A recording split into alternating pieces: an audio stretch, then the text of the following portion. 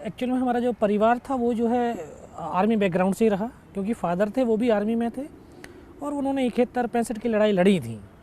तो वो उनके जो अपने अनुभव थे लड़ाई के, जब वो अपने साथियों के साथ में शेयर किया करते थे, तो शाम को जब हम भी सुनते थे उनसे, तो उसी समय एक जो है मन के अंदर हुआ कि यार मैं भी जो है फ़ौज में जाऊं और देश के लिए कुछ कर पाऊं। तो एक उस समय जो उस टीन एज के अंदर जो एक बच्चे का जो सपने होते हैं, है ना, वो सपना ही मेरा ये था कि मैं जो है ना हर सपने के अंदर मुझे लड़ाइयाँ दिखती थी और उन लड़ाइयों में जो है लड़ता हुआ देखता रहता था सपने। मेरा भाई फिर फ़ौज में हो गया। मैं जब 10th क्लास में था, 11th में था, मेरा भाई फ़ौज में हो गया।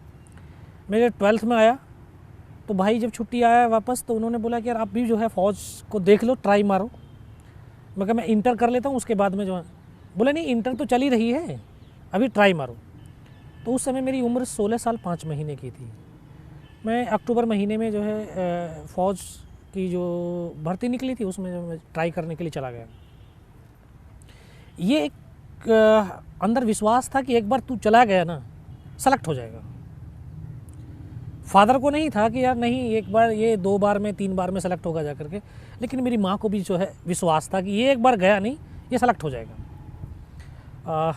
गया भर्ती करने, फिजिकल दे के आया, फिजिकल में सेलेक्ट हो गया। उसके बाद मेडिकल, मेडिकल के बाद फिर रिटन टेस्ट हुआ, सेलेक्ट।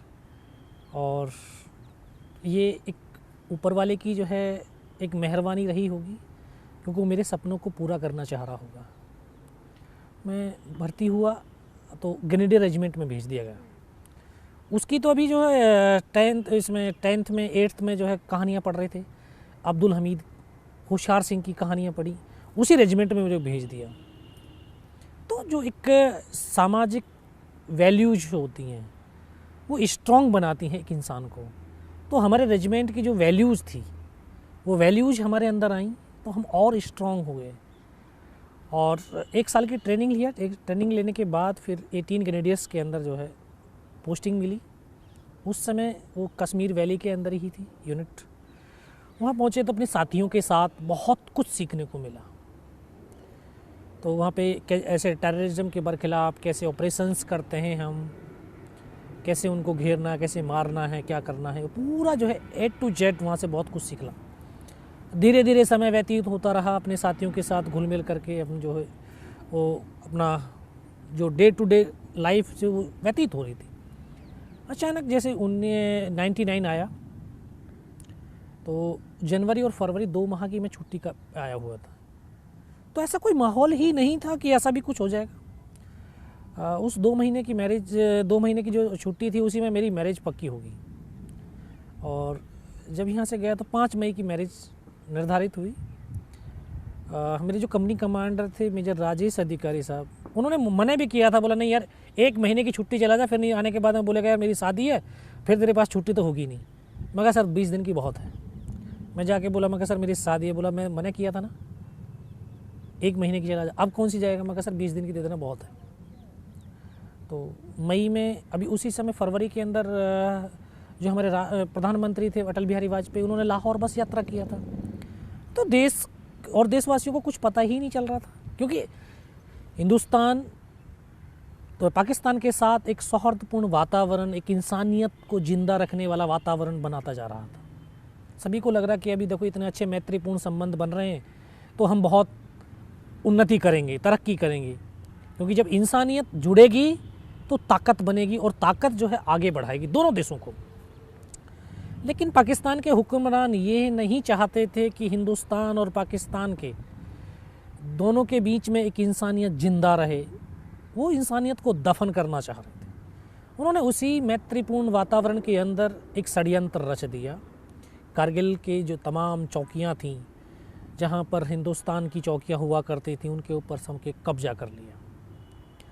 क्योंकि जो एक 71 में शिमला का समझौता हुआ था, उसमें कुछ एक ये नियम बनाए गए कि इतनी ऊंची दुर्गम पहाड़ियां हैं जहां पर जीवन यापन करना बहुत मुश्किल होता है, वहां पर विंटर के समय में तो और बहुत मुश्किल होता है कि दोनों सेनाएं विड्रॉल होकर के अपने अपने बेस कैंप में आ जाएंगी।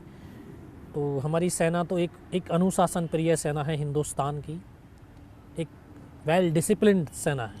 तो हमने उसी के हिसाब से, हमारी फ़ौज नीचे थी लेकिन उनके अंदर तो कुछ दूसरा ही था। उन्होंने जाकर के हमारे पूरे पोस्टों को कैप्चर कर लिया। एक दिन मुझे स्वप्न दिखाई दिया था कि जैसे कोई हमारे नेशनल फ्लैग को लेकर के भाग रहा है और हमारे देशवासी जो है उसको, जो सैनिक हैं उनको गोलियां मार रहे हैं, वो हमारे सैनिकों को मार रहे हैं। इस तरह का एक स्वप्न दिखाई दिया। तो मैं घर में शेयर किया कि मैं इस तरह का जो है एक स्वप्न दिखाई दिया है, कुछ ना कुछ हुआ है। तो सभी बोले यार नहीं, तू कश्मीर में रहता है ना, वहाँ पे गोलियां चलाता रहता है, तो इस तरह से तेरे जो वो दिमाग में वही बैठा हुआ वही चीज़ है। लेकिन जब जम्मू पहुँचा तो वो जो स्वप्न दिखाई दिया वो बिल्कुल सच हुआ। क्योंकि जम्मू पहुँचते ही मुझे पता चल गया कि जो मेरी बटालियन जो कश्मीर वैली के अंदर थी उसको वहाँ से उठा करके द्रास सेक्टर में भेज दिया है। और यहाँ पे क्योंकि अनाउंस हुआ कि जो 18 ग्रेनेडियर्स के बंदे हैं वो जल्दी से जल्दी अपने डॉक्यूमेंट जमा करें, उनकी यूनिट वहाँ से मूव करके वहाँ चली गई, उनको बंदों की बहुत ज़्यादा बड़ी आवश्यकता है। पूछताछ किया क्या हुआ, नहीं नहीं कुछ नहीं, वहाँ पे जो ना वो चल रहा है। तो जैसे जैसे जानकारी मिली तो एक मेरा तो जो है दिली सपना था, आज वो सच हो रहा था। तो ये तो बहुत बड़े मेरे लिए प्राउड की बात थी, एक खुशी की बात थी। मैं सोच रहा था कि जल्दी से जल्दी कब यूनिट में पहुंचूं। लेकिन 2 दिन के बाद में जब यूनिट पहुंचा तो यूनिट जो है उस समय द्रास सेक्टर में तोलोलिंग पहाड़ी के ऊपर लड़ाई लड़ रही थी। तो उसी दिन बटालियन का मूवमेंट हुआ तो एक हमारा जवान को हेड शूट हुआ था, उसकी डेड बॉडी नीचे की तरफ आ रही थी। जो एक हमारा फ़ौज में एक संबंध होते हैं, आपसी संबंध, इंटर रिलेशंस जो होते हैं वो एक परिवार की तरह होते हैं। और परिवार में अगर किसी भी नुमाइंदे को कुछ चोट लगती है तो बाकी के परिवार के सदस्यों का खून खौल उठता है, वो जो लगाव है, अपनापन है। अभी जब हमने अपने साथी को देखा इस अवस्था में, अभी हमें लगा कि यार इसका बदला लेना है। तो उसी दिन हम 15 जवान छुट्टी काट करके गए थे। तो हमें एक साथ तो ऊपर भेजा नहीं, तो हमारी 2 कंपनियां, एक रिस से चढ़ी, 2 कंपनियां इस तरफ से चढ़ी ताकि जो मल्टीपल अटैक हो सकें और हम दुश्मन की ताकत को बांट करके आसानी से कब्जा कर सकें। क्योंकि जो वहाँ पे इन्फॉर्मेशन थी वहाँ पे ये था कि टेररिस्ट हैं 4 या 5, जो शुरुआती इन्फॉर्मेशन थी। तो उसी इन्फॉर्मेशन में जो है इधर से चढ़ रही थी, तो इधर वाली जो पार्टियाँ थीं, 2 कंपनियाँ थीं, उनके पास फाइटिंग पोर्टर्स नहीं थे। तो एक इंसान को कोई भी काम मिले, कोई भी, उस काम के ऊपर अगर वो फुल एफर्ट लगाता है, अपनी शरीर की जो आंतरिक शक्ति है उस शक्ति के साथ में उस काम को करता है, तो वो काम बहुत आले दर्जे का होता है और वो काम ही उस इंसान की पहचान बनाता है। मैं कोई ऐसा विशेष शक्ति लेकर के तो पैदा हुआ नहीं है, मैं तो आम लोगों की तरह ही आम ही इंसान हूँ। कोई मेरी कोई स्पेशल क्वालिटी नहीं थी जिस क्वालिटी के आधार के ऊपर मुझे सेना में भर्ती किया गया। नॉर्मल प्रोसेस के द्वारा जो है मैं भर्ती हुआ। लेकिन जो वो 15 जवानों को हमें एक काम मिला कि नीचे से ऊपर यार अम्युनिशन और राशन पानी लेकर के जाना, तो हम सुबह 5:30 बजे चलते थे और रात को 2:30 बजे ऊपर पहुंचते थे, जिसमें दुश्मन की आर्टिलरी फायर कर रही है, मोटर्स फायर आ रही हैं, उनकी गन्स का फायर आ रहा है, मौसम बिल्कुल ख़राब है। लेकिन इन सब के बावजूद हमें एक लगन लगी हुई थी कि जो ऊपर मेरा साथी बैठा है वो इसलिए फायर कर रहा है क्योंकि हम उसको अम्युनिशन दे रहे हैं, वो हमारे सीने को सेफ रख रहा है, तो हमारा दायित्व बनता है कि उसकी पीठ को सेफ रखें। तो इसी उससे एम से हम जो है 22 दिन तक कंटिन्यू चले। और 22 दिन कंटिन्यू चलने वाले सिर्फ हम 3 जवान ऐसे थे जो लगातार चलते रहे। हम 22 दिन के अंदर हम तीनों जवानों की एक पहचान बनी कि ये तीनों जो जवान हैं इनका फिजिकली और मेंटली बहुत स्ट्रॉन्ग है, तो इनको एक अलग विशेष टुकड़ी के अंदर शामिल किया जाए। तो तोलोलिंग पहाड़ी के ऊपर 22 दिन में बाद 12 जून 1999 को बटालियन ने 2 ऑफिसर, 2 जूनियर कमीशन ऑफिसर और 21 जवानों को खो करके 12 जून को पहली सफलता के रूप में तोलोलिंग पहाड़ी प्राप्त करी थी। उसके बाद द्रास सेक्टर की सबसे ऊंची चोटी टाइगर हिल, उसका जो है एक और टास्क हमें मिला। तो बटालियन कमांडर ने बोला कि यार हमें एक और टास्क हिंदुस्तान की फ़ौज ने दिया है और ये हमें मौका है कि हमारे वो जो 2 ऑफिसर, 2 जूनियर कमीशन ऑफिसर और 21 जवान जो शहादत दी है उनका बदला लेने का हमें एक और मौका मिला है, तो हम उनका बदला लेंगे। तो फिर उसके बाद उन्होंने टाइगर हिल की पूरी प्लान बनाया। प्लान बनाने के बाद सभी को बताया कि इस प्रकार से हमने लड़ाई लड़नी है, ये काम करना है, अगर इस प्लान से हम चलेंगे तो हम सक्सेस मिल सकती है। तो उसमें घातक प्लेटून, ये सबसे पहले राइट साइड वाला जो रास्ता था बिल्कुल खड़ी चट्टान थी 90 डिग्री की, जिस पे चढ़ना बहुत मुश्किल था, क्योंकि उधर से दुश्मन बिल्कुल आश्वस्त होकर के बैठा था कि यहाँ से हिंदुस्तान की फ़ौज चढ़ करके हमारे ऊपर हमला नहीं कर सकती है। हमें वही रास्ता चुना गया। तो उस रास्ते पे चलने के लिए तो ज़रूरी था कि एक तो यंग जवान होने चाहिए, क्योंकि ऑक्सीजन की कमी थी, मौसम की मार थी। फिर अगर हम जल्दी से जल्दी उस रास्ते को कवर कर लेंगे तो हमें सक्सेस आसानी से मिल सकती है। फिर अगर हमारे अगर हम जल्दी जल्दी उसको एरिया को कवर नहीं करते तो हमारा नुकसान ज़्यादा होगा। तो इसलिए एक यंगेस्ट टीम, कुछ पुराने जवान, उनका पूरा मिश्रण करके ये टुकड़ी बनी घातक प्लेटून। तो उसी समय हमारे कमीशन होकर के आए थे लेफ्टिनेंट बलवान सिंह, उसको उस टीम की जो है कमान सौंप दी गई। तो हमें 4-5 दिन का रिहर्सल का समय मिला कि आप किस प्रकार से अपने टास्क को पूरा करेंगे, इसकी जो है प्रैक्टिस कर लीजिए। फिर आखिरकार हमें चढ़ने का आदेश मिल चुका कि आप लोग उस दिन टाइगर हिल के लिए मार्च करेंगे। फिर हमने शुरू किया। तो उस पहाड़ी पर, क्योंकि ऊंचाई उसकी 16,500 फीट, रात को चढ़ सकते थे, दिन में नहीं। हम पूरी रात चलने के बाद सुबह जैसे फर्स्ट लाइट हुआ, उजाला हो गया, तो हमने वहाँ पर पत्थर, जो बड़े बड़े पत्थर थे, उनके पीछे छुप करके चुपचाप बैठे रहे। पूरा दिन उन पत्थरों के पीछे गुजारा। जैसे फिर अगली रात हुई, अंधेरा हुआ, फिर हमने चलना शुरू किया। तो पहाड़ियों के अंदर एक और चीज़ होती है कि पहाड़ी में जब बिल्कुल हम नीचे पहुंच जाते हैं पहाड़ी के, और जब उस पर चढ़ना देखते हैं तो जो पहली वाली टॉप है वही लगता है यार यही इसका मेन टॉप है। लेकिन जब उस टॉप पर पहुंचते हैं तो फिर अगले वाली चोटी दिखाई देती है। तो दूसरी रात जब हम पूरी रात चलने के बाद जो उस टॉप के नज़दीक पहुँचे, तो हमारे डेल्टा कंपनी साथ साथ चल रही थी हमारी सपोर्टिंग के लिए। तो उसके जो कंपनी कमांडर थे कैप्टन सचिन निम्बालकर, उन्होंने बोला यार बलवान, यहाँ पे तो कुछ भी नहीं है। बोला चलो यहाँ पे फ्लैग लगा देते हैं। जब उस चोटी के ऊपर चढ़े, यार ये नहीं है, अगले वाली चोटी है। फर्स्ट लाइट हो गई थी। सभी ने बोला सर ऐसा करते चाय पीते हैं फिर चलते हैं। बोला नहीं चाय वहीं पियेंगे जाकर के। उस दिन तो पूरा दिन चले हम, पूरा दिन चलते। शाम के वक्त यही समय रहा होगा। तो वहाँ पहुँचे, उस टॉप पर पहुँचे तो फिर अगले वाली चोटी दिखाई दी। फिर सभी ने बोला सर ऐसे करते हैं, अभी थोड़ा सा रेस्ट करके फिर चलते हैं, क्योंकि पूरा दिन हो गया, पूरी रात हो गया चलते हुए। तो अभी हम वहाँ पे बैठ करके अपने वेपन्स को डिप्लॉयड कर ही रहे थे। तो सचिन निम्बालकर साहब के साथ जो टीम थी वो आगे के इलाके को थोड़ा सा सर्च करने के लिए चली गई। जैसे वो आगे की तरफ गए तो दुश्मन इतना चौकन्ना था, इतना चालाक था, वो अपने आप को तब तक छुपा करके बैठा हुआ था कि हम जैसे दुश्मन उसके नज़दीक पहुँचे और वो तब फायर खोलता था। तो जो हमारी टीम उनके नज़दीक पहुंची तो उनके ऊपर फायर खोल दी। अब हम डायरेक्ट फायर सपोर्ट भी नहीं दे सकते उनको, क्योंकि अगर ऐसे तरह से करके फायर करते हैं तो हमारे बंदों को ही गोली लगती है। आर्टिलरी का जो है फायर भी नहीं डलवा सकते हैं, क्योंकि सेफ्टी डिस्टेंस बिल्कुल ख़त्म हो गया था। अभी सीओ को फिर इन्फॉर्म किया कि साला ऐसे इस तरह की कहानी हो गई है। फिर उनको मैसेज दिया गया सेट के ऊपर, अब जहाँ पर हो जैसे हो पत्थरों के पीछे चुपचाप छुपक करके बैठे रहो, जैसे अंधेरा होगा आपको निकाल लिया जाएगा। तो लगभग रात को 11-11:30 बजे के आसपास उस टीम को निकाल करके लेके आए। तो उसमें एक जवान को हाथ में गोली लगी थी, बाकी हमारे तमाम जवान सेफ थे। जैसी टुकड़ी वापस आई तभी एकदम से आदेश मिला कि यार अभी अटैक होगा। तो यहाँ ईश्वर भी एक के बाद एक मौका मुझे देता जा रहा था।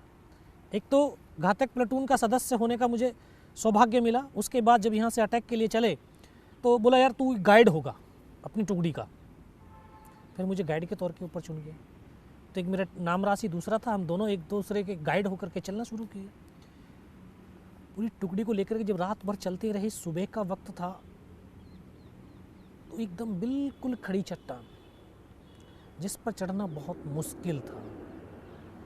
तो वो जवान जो दूसरा, मेरे नाम का दूसरा योगेंद्र सिंह यादव था, तो वो काफ़ी हाइट थी उसकी, 6 फुट था। मैं बोला यार यहाँ तो ये चढ़ नहीं पाएंगे। बोला नहीं ऐसे कर, तू मेरे कंधे पे पैर रख और ऊपर कहीं रस्सी बांध दे। मैं रस्सी बांधा, रस्सी बांधने के बाद हम एक एक करके चढ़ना शुरू किया। तो उनके दोनों तरफ बंकर्स थे उनके, लेकिन अंधेरे की वजह से तो हमें नहीं दिखाई दिए, और शायद उस समय वो सो रहे होंगे बंदे भी। लेकिन जब हमारी आवाज़ हुई, पत्थर गिरे ऊपर से, तो शायद उनकी आंखें खुली होंगी और उन्होंने ऐसे फायरिंग खोल दिया। एक बंकर्स उसका इधर था, एक इधर था, तो इस तरह से ऐसे क्रॉस फायरिंग हुआ तो हमारी टुकड़ी का रास्ता कट ऑफ हो गया। हम केवल 7 जवान जब तक क्रॉस कर चुके थे, बाकी को फिर किसी को क्रॉस करने ही नहीं दिया उन्होंने। ऊपर पहुँचे तो 7-8 मीटर का बिल्कुल प्लेन, सामने 2 बंकर्स, उन्होंने हमारे ऊपर फायर खोला। हमने भी इधर से आधाधुंध फायरिंग खोला, लेकिन हमने उनको मार गिरा दिया। अब जो हमारा उनका फायरिंग चल रहा था, जो टाइगर हिल का टॉप था, 50-60 मीटर रहा होगा, तो 50-60 मीटर दूरी कोई ज़्यादा दूरी नहीं। उन्होंने देखा यार यहाँ तक हिंदुस्तान की फ़ौज पहुँच गई है। इतना ज़बरदस्त हमारे ऊपर गोलाबारी शुरू किया उन्होंने। हम ऐसी परिस्थिति में आ गए कि एक कदम आगे रखते हैं तब भी हमारी मौत थी, और एक कदम पीछे रखते हैं तब भी हमारी मौत थी, यानी मरना निश्चित हो गया था। सभी ने बोला यार मरना ही तो है, यार मरने से पहले जितने ज़्यादा से ज़्यादा हम मार सकते हैं हम मारेंगे। और ये हमारे देश और हमारी सेना की सबसे बड़ी ताकत है कि हमारे सैनिक का जो शरीर चाहे गोलियों से छलनी क्यों ना हो जाए, उसकी आखिरी सांस क्यों ना बची हो, उसके शरीर की अगर एक भी बूंद बची है शरीर के अंदर, तब भी उसके जो है कदम दुश्मन की तरफ बढ़ते हैं, कभी पीछे की तरफ नहीं बढ़ते। ये हमारी भारत माता की मिट्टी में जन्म लेने वाले हर एक हिंदुस्तानी का जो है उसमें ताकत है। वो हम आगे की तरफ भागे, उनकी डेड बॉडी को निकाल करके मोर्चे से भगाया, फिर उनके मोर्चों से हमने लड़ना शुरू किया। हमें लगभग 5 घंटे हमें हो गए उनके साथ लड़ते। तो 5 घंटे में धीरे धीरे हमारा अम्युनिशन तो ख़त्म होना ही था। जब बहुत कम मात्रा में हमारे पास अम्युनिशन बचा तो हमने आपस में प्लान किया कि यार अगर हमारे पास अम्युनिशन ही नहीं होगा तो इस राइफ़ल का हम क्या करेंगे, कैसे लड़ाई करेंगे। अभी जो भी अम्युनिशन है उसका एक ऐसा उपयोग करेंगे कि अब हम फायर बंद कर देते हैं, ताकि दुश्मन को लगे कि यार ये तो मर गए हैं, ये इनका अम्युनिशन ख़त्म हो गया, ये बाहर निकल कर के आए पत्थरों से, तब हम फायर खोलें ताकि हम ज़्यादा से ज़्यादा दुश्मन को मार सकते हैं। हमने वो प्लान किया। उनकी जो मोटर्स फायर हुआ, उनकी आर्टिलरी का जब फायर हुआ, अचानक से हमने फायर बंद कर दिया, क्योंकि वो नज़दीक थे, आवाज़ तो हमारी भी सुन रहे थे वो। तो हमने फायर बंद किया। फायर बंद करते ही 15-20 मिनट के बाद जब फायर ने हमारी तरफ से कोई फायर नहीं हुआ, उनको लगा कि यार ये मर गए या इनका अम्युनिशन ख़त्म। तो 15-20 मिनट के बाद पाकिस्तान के 10-12 जवान थे, वो सिर्फ वो नज़दीक आए देखने के लिए कि यहाँ पर हिंदुस्तान के इस जवानों की संख्या कितनी है, जिंदे हैं या मर गए हैं। तो हम अलग अलग, इस पत्थर के पास 2, उस पत्थर के पास 3 तरफ हम बैठे हुए थे, आपस में पूरा कोऑर्डिनेशन किया था। तो वैसे सामने से जब निकल करके बाहर आए पत्थरों से, एक साथ हमने फायर खोला। उनमें से 1-2 बचा होगा, बाकी सबको मार दिया। अब हमारे पास अम्युनिशन हो गया, हमारे पास वेपन हो गया। फिर हमने उन्हीं का वेपन, उन्हीं का अम्युनिशन लेकर के फायरिंग करना शुरू की। तो जो 1-2 जो बचा था, उन्होंने जाकर के अपने ऊपर जो कमांडर थे उनको बताया, क्योंकि फायर खोलते ही पता चल गया कि यहाँ पर 8-10 बंदे ही हैं। उन्होंने ऊपर जाकर के बता दिया कि हिंदुस्तान के वहाँ पर 8-10 बंदे हैं। तो विदिन 30 मिनट हमें संभलने का मौका नहीं मिला। 30 से 35 पाकिस्तान के जवानों दोबारा से हमला कर दिया, और हमला इतना ज़बरदस्त, जो भी उनके पास जितने भी वेपन थे, सभी वेपन्स का एक साथ फायर खोल दिया। हम जहाँ पर बैठे थे हम सर नहीं उठा सकते थे, जिसने भी सर उठाया उसका सर चला गया। तो काफ़ी देर के बाद जब उन्होंने एकदम फायर बंद किया, फिर पत्थर फेंकने शुरू कर दिए, ग्रेनेड फेंकने शुरू कर दिए। धीरे धीरे अल्लाह अकबर के नारे लगाते हुए नज़दीक आने लगे। तो हमने फिर भी फायर नहीं खोला, क्योंकि हमें पता था कि मैं फायर खोलूँगा तो मुझे मेरी लोकेशन जाहिर हो जाएगी और वो दूर से मुझे बर्बाद कर देगा। तो नज़दीक आएंगे तब मैं फायर खोलूँगा।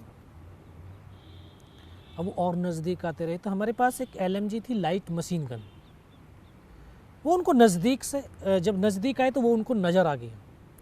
जैसे वो नज़र आया तो उनको सीधा उसी के ऊपर RPG का राउंड दाग दिया।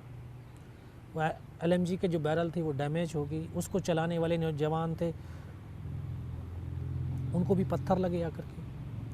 तो एकदम से वो छोड़ करके ऐसे, प्लेटून हवलदार इस तरफ बैठा हुआ था, हमारा एक हवलदार मदन, उसकी तरफ भागे। तो उन्होंने बोला यार मर गए सर, मर गए।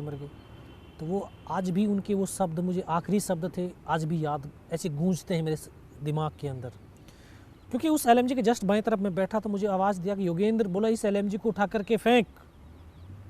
बोला दुनिया में आज कोई बचाने वाला नहीं है इस वेपन के सिवा, क्योंकि उसकी फायर पावर बहुत ज़्यादा थी। तो नज़दीक नहीं आ रहे थे दुश्मन उससे। जैसे मैं उसको LMG को ऐसे उसको पकड़ा और उसकी तरफ फेंक तो दिया, मेरी नज़र ऊपर की तरफ गई तो जिस पत्थर से मैं फायर करा उसी के ऊपर 7 पाकिस्तान के जवान खड़े थे। मैं कहा सर ये तो नज़दीक आ गए। बोला कहाँ पर? ये खड़े हुए। वो जैसे ही आवाज़ सुनाई दी सीधा मेरे ऊपर ग्रेनेड फेंका उसने। तो जो मेरा नाम राशि था योगेंद्र यादव, वो पीछे की तरफ लेट करके फायर कर रहा था। तो उसको ग्रेनेड का एक टुकड़ा लगा, यहाँ से उसकी उंगली कटी, दूर जा कर के पड़ी।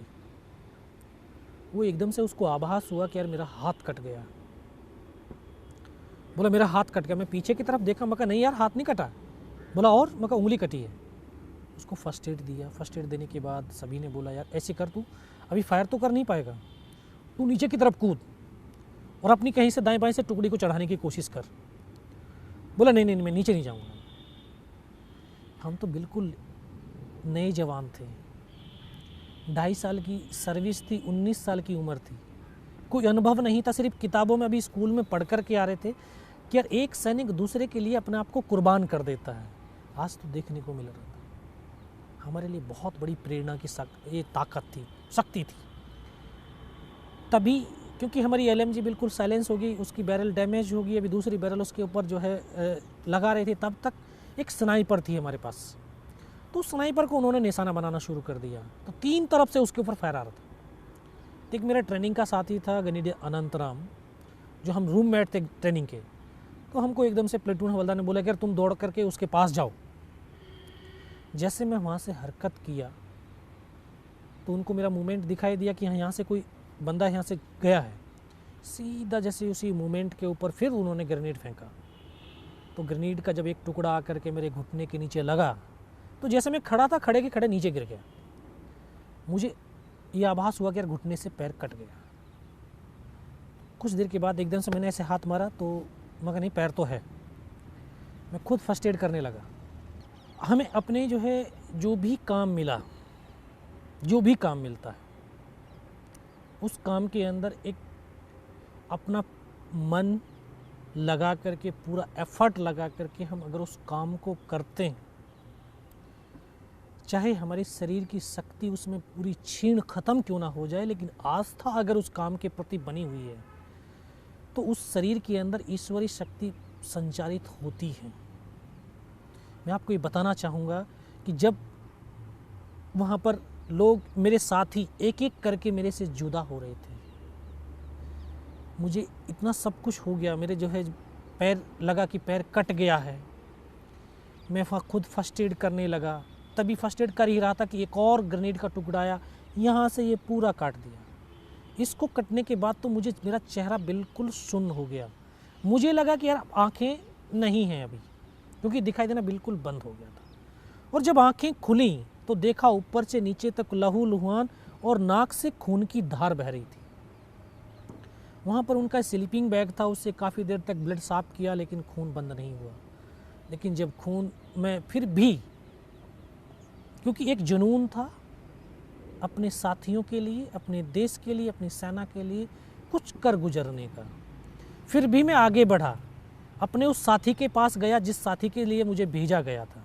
तो मैं पहाड़ी से पीठ लगा करके, ठीक हम आमने सामने बैठे हुए थे, मैं उनको बोला फर्स्ट में, मैं कहा सर आप ऐसे करिए, फर्स्ट एड कर दीजिए थोड़ा सा। उन्होंने बोला नहीं नहीं नहीं ऐसे कर, पहले फायर कर। तो मैं फायर करने लगा। कुछ देर के बाद मैं देखता हूँ कि उन्होंने अपनी फील्ड पट्टी जैसे निकाली, उसके से पॉलीथिन फाड़ने के लिए यहाँ तक उनका हाथ पहुँचा था, उनको यहाँ पे गोली लगी। और इस तरह से करके पीछे की तरफ लेटते चले गए। मैं हाथ पकड़ा लेकिन एक शब्द भी तो नहीं बोले। मेरी बगल में ऐसे बैठा हुआ था मेरा जो ट्रेनिंग का साथी था, मैं उनको बोला यार अनंतराम सर को तो गोली लगी है क्या? बस वही शब्द बोल पाया। उसको आकर के सीने में ब्रस्ट लगा, वो भी आकर के मेरी तरफ लेट गया। प्लेटून हवलदार को बोला सर दोनों बंदों की गोली लगी है, कैसे हैं? दोनों के दोनों सब शहीद हो गए। बस इतना ही मैं बोल पाया। तभी आकर के इस तरह से हमको घेर लिया। और वो एक ऐसा पल, ऐसा मंजर कि एक ही पल के अंदर सब कुछ खत्म हो गया। जिन साथियों से एक पल पहले मैं बात कर रहा था, अभी कोई नहीं बात करने वाला। उनको भी लगा कि यार इनमें सब ये मारे जा चुके हैं। तो उनके कमांडर ने बोला इनको रीचेक करो, इनमें से कोई जिंदा तो नहीं है। तो आकर के एक एक को गोलियां मारने लगे। तो एक डेड बॉडी मेरे ठीक सामने थी, एक मेरे बगल में थी, मेरे साथी की। मैं इस तरह से पड़ा हुआ था, तो बेहोश था, लेकिन इतना बेहोश नहीं हुआ था कि उनको देख ना सकूं, उनको सुन ना सकूं। देख सकता था, सुन सकता था। जब उसने सामने वाले को जो है उसके सीने में आकर के 3-3, 4-4 राउंड की जो है ब्रस्ट खींचे, तो डेड बॉडी ऐसे उछलती थी, ऐसे ऊपर की तरफ। तो बगल वाले को मारा। मैं इस तरह से पड़ा हुआ चुपचाप पड़ा था अपना। उसने आकर के फर्स्ट में यहाँ पर मारी मेरे गोलियाँ।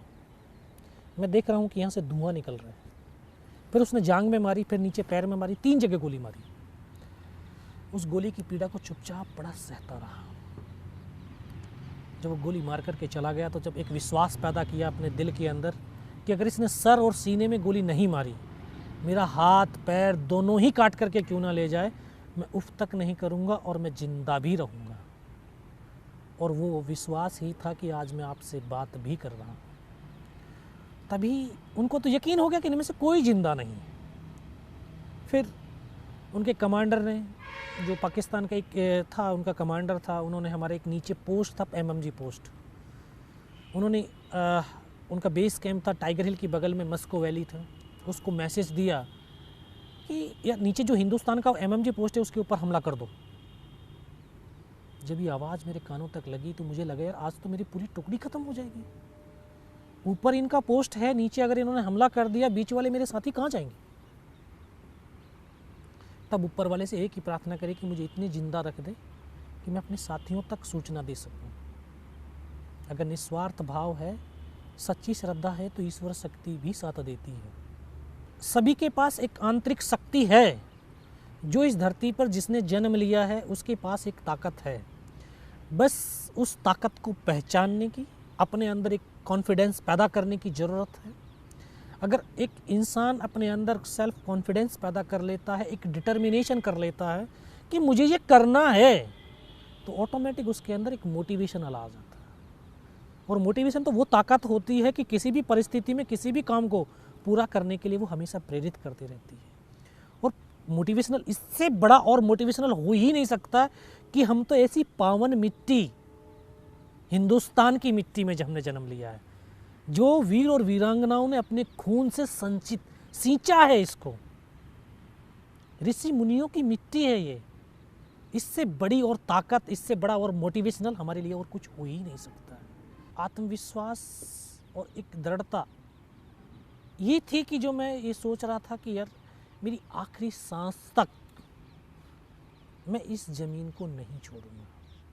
3 बार गोलियां मारी उसने, लास्ट उसने सीने पे भी गोली मारी। लेकिन जो अपने आप का जो समर्पण होता है, अपना समर्पण किसी चीज़ के लिए कर दीजिए, तो जो समर्पण का जो भाव होता है वो आत्मा से परमात्मा का जुड़ जाता है और वो फिर आपको ताकत देता है, वो आपको मरने ही नहीं देगा।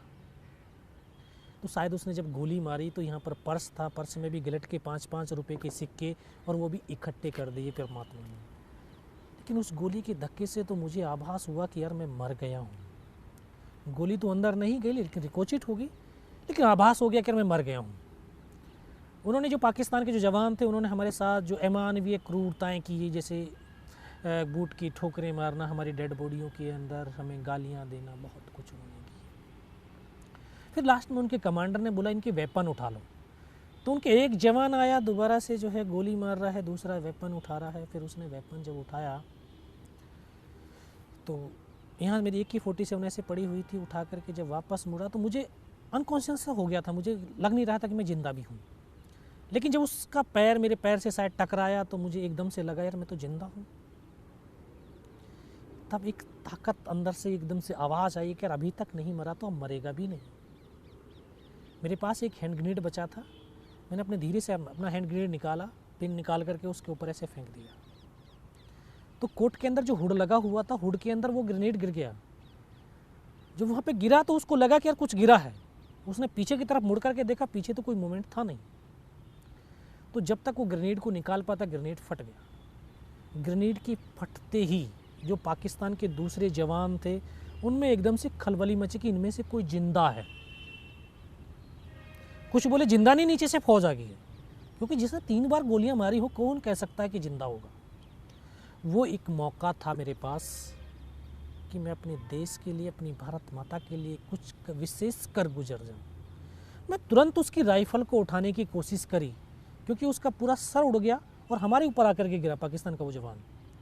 मैं उसकी राइफल को ऐसे पकड़ने की कोशिश करी, लेकिन ये हाथ तो हिला ही नहीं, क्योंकि इस हाथ की हड्डी निकल के पूरी बाहर हो गई थी। एक हाथ से राइफल को उठाया, वहाँ से फिर एकदम से उनके ऊपर फायर खोला, 3-4 बंदे और उनके मारे गए। फिर इसी हाथ से पलटा खाया, दूसरे पत्थर से, तीसरे पत्थर से। जब 3-4 जगह से फायरिंग किया तो उनको लगा कि यार हाँ, नीचे से रीइंफोर्समेंट आ गई है। फिर उनके हौसले पस्त हो गए, वो पैर उखड़ गए उनके, और वहाँ से उनको भगा दिया। 3-4 मीटर तक रेंगता हुआ आगे गया तो देखता हूँ आगे जाने के बाद उनके सामने टेंट लगे हुए हैं, लंगर चल रहा है, उनके वेपन वहाँ पे डिप्लॉयड हैं। क्योंकि मुझे इतनी भी समझ थी कि अभी हमारी टीम के बाद दूसरी टीम आएगी अटैक के लिए। अगर उस टीम को जो है जितनी ज़्यादा से ज़्यादा इन्फॉर्मेशन मैं दे सकता हूँ तो शायद उनकी कैजुअलिटी कम होगी। वो सब कुछ देखा, और फिर एक पागलपन भी था। पागलपन था अपने साथियों को बचाने का, कि मुझे नीचे जाना है, किसी भी हालत में नीचे पहुंचना है, ताकि उनको सूचना दे दूं, उनके ऊपर हमला होने से पहले वो चौकन्ने हो जाएं, अपने आप को वहाँ पे बिल्डअप कर सकें। फिर मैं वापस मुड़ करके जब अपने साथियों के पास पहुंचा तो एकदम से लगा कि हो सकता है इनमें से कोई मेरा साथी जिंदा होगा। आकर के देखा तो किसी का पूरा सर फटा हुआ बाहर निकला हुआ था, किसी के पूरे फेफड़े बाहर निकले हुए थे। एक को गोद में रख करके सिर को बहुत देर बैठ करके रोता रहा, बहुत देर बैठ करके रोया, और रोते रोते फिर अपना आप को संभाला। मुझे तो ये भी पता नहीं चल रहा था कि किधर हिंदुस्तान है, किधर पाकिस्तान है, क्योंकि 2.5 साल की सर्विस थी, कुछ समझ में नहीं आ रहा था मुझे।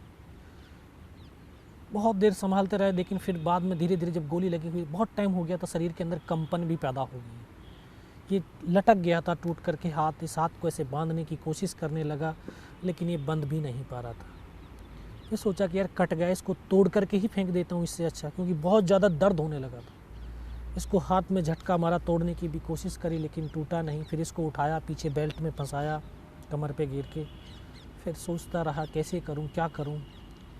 तो एकदम से ऐसी आवाज़ सुनाई दी जिसने बोला, बेटा इस नाले से नीचे की तरफ चला जा।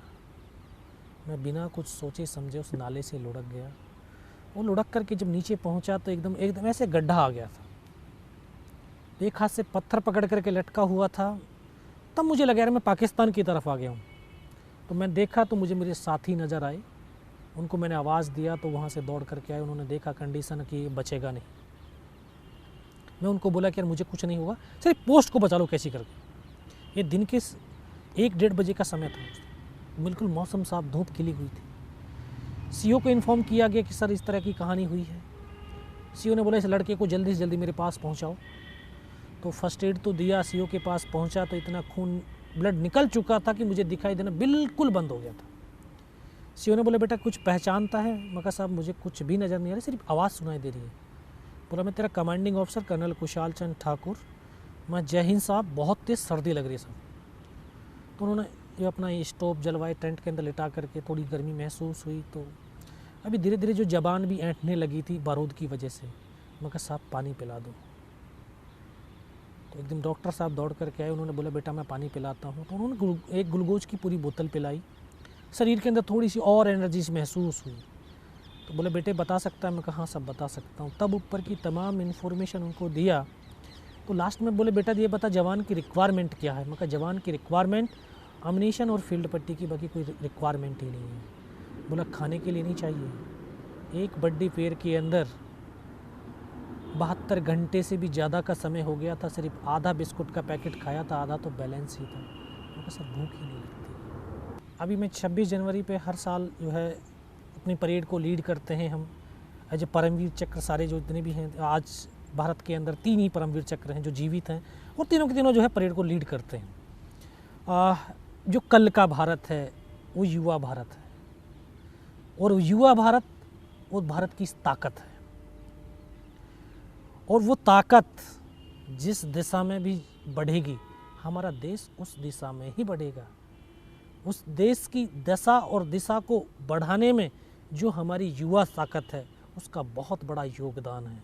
हम ऐसा भारत, हम ऐसा कल भारत, जो कल का भारत हम ऐसा देखना चाहते हैं कि जो हमारा युवा है उसके जो अंदर एक स्ट्रांगता होनी है, एक ताकत होनी चाहिए, एक जज्बा होना चाहिए अपने देश के लिए, अपने कार्य के लिए। जो भी हम काम करें, ज़रूरी नहीं कि सेना में राइफ़ल लेकर के बॉर्डर पे खड़ा होकर के ही राष्ट्रभक्ति होती है। ज़रूरी है कि जिस हम क्षेत्र में काम करते हैं, हर एक क्षेत्र एक युद्ध की तरह होता है, हर एक काम एक युद्ध की तरह होता है। और युद्ध में जीत उस सैनिक की होती है, उस योद्धा की होती है जो उस युद्ध को बखूबी समझ करके उसके पहलुओं को रिसर्च करे, उसके ऊपर गहराइयों को सोचे, उसकी कमजोरियों को पता करे, और उन कमजोरियों के ऊपर हम वार करेंगे तो हम आसानी से जीत हासिल कर सकते हैं। तो हम यहाँ पर भी किसी भी सेक्टर में रह करके जो हमारा एक युद्ध चलता है, एक हम सुबह उठने से लेकर के शाम के सोने तक डेली का जो एक युद्ध है, युद्ध क्षेत्र है ये, इस युद्ध क्षेत्र में हम जीत कैसे हासिल करें। मैं अपने युवा को बताना चाहूँ कि वो युवा वो देखे कि मेरा काम जो मैं कर रहा हूँ उसमें अपना बेनिफिट नहीं, मेरा देश का बेनिफिट क्या है, मेरे देशवासियों का जो है बेनिफिट क्या है। क्योंकि हम दूसरों के लिए समर्पण की भावना हमारे यूथ में होनी चाहिए, अपने लिए नहीं। क्योंकि जो अपने लिए समर्पण होता है वो स्वार्थ आ जाती है, स्वार्थ। और हिंदुस्तान का युवा हमेशा निस्वार्थ होना चाहिए। मैं ऐसे कल के भारत का जो है निर्माण चाहता हूँ, मैं ऐसा भारत देखना चाहता हूँ कि हर एक युवा जिसमें निस्वार्थता, त्याग, उसमें एक आत्मविश्वास से परिपूर्ण हो, भरा हुआ हो, उसमें राष्ट्रभक्ति हो, अपने प्रेम, एक राष्ट्र का प्रति प्रेम हो। क्योंकि प्रेम बहुत बड़ी ताकत होती है जो इंसानों को एक साथ जोड़ती है, और एक उस जोड़ से एक बहुत महान शक्ति बनती है जहां हम आगे बढ़ते चले जाते हैं। तो ऐसा भारत चाहिए, ऐसा युवा चाहिए मुझे भारत का। Selfless India, tomorrow's India. Tomorrow's India, let's start with I.